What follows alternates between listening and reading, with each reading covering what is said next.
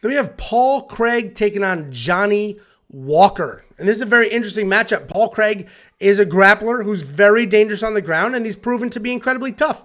He has built his entire career on just getting his face smashed in and then pulling off an upset submission win. He did it against Magomed Ankalaev with literally 1 second left in the fight, and he did it in his last win against Nikita Krylov. Essentially, if he has any room to grapple with you, you could potentially be in some trouble. His striking is just okay, but he's not much of a threat, and he can be outstruck by most people in the division. He is a jiu-jitsu nerd, and if he can't submit you, he probably can't win.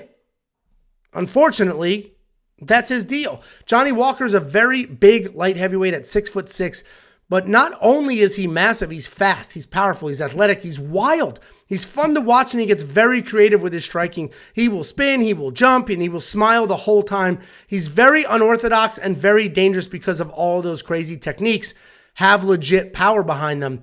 He's been very inconsistent lately, though, which makes him hard to predict because a Johnny Walker who shows up prepared and willing to trade is a very dangerous man. But the Johnny Walker who showed up against Thiago Santos is anything but that. He is coming off that win over Jan Cutelaba where he had a takedown and a reversal and pulled off the submission over, people over, why can't I get this sentence out?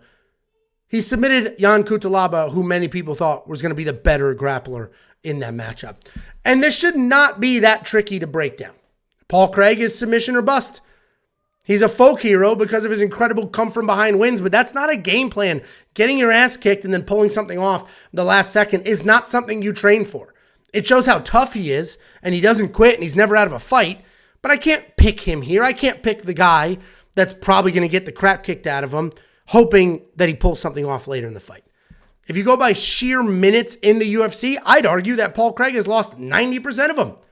He's lost most minutes in the UFC. And then he pulls off some wins later. The pick's going to be Johnny Walker here, but the bet that we have had success on with Paul Craig is inside the distance, decision, no actions. If Paul Craig pulls off one of those wild submissions, I'll get paid. If Paul Craig gets the piss beat out of him for 15 minutes, I get a refund. He's tough enough to survive a beating if it were to go that route, and dangerous enough to win by stoppage.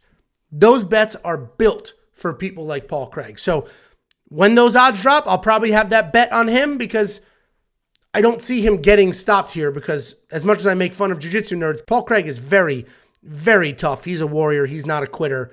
He's going to fight for that money, and if he doesn't get the submission win, he'll survive. I'll get a refund. The only partner that offers that is BetOnline, so go to WeWantPicks.com/bets if you jump into BetOnline using our link. If you sign up, if you make a deposit, I will send you $50 as a thank you. So do that now. They also have some of the earliest lines in MMA.